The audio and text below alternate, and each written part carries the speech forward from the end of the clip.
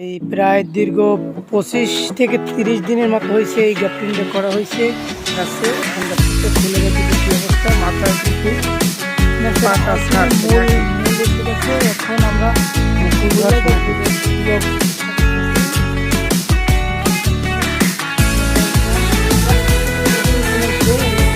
বেঁধে রাখছি আজকে।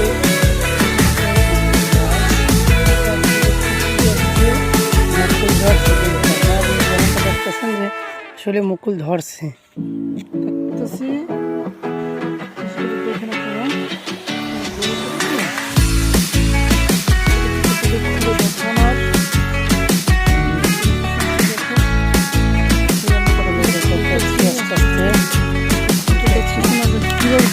সাকসেস হয়েছে, সাকসেস হয়ে গেছে মাথায় পাতা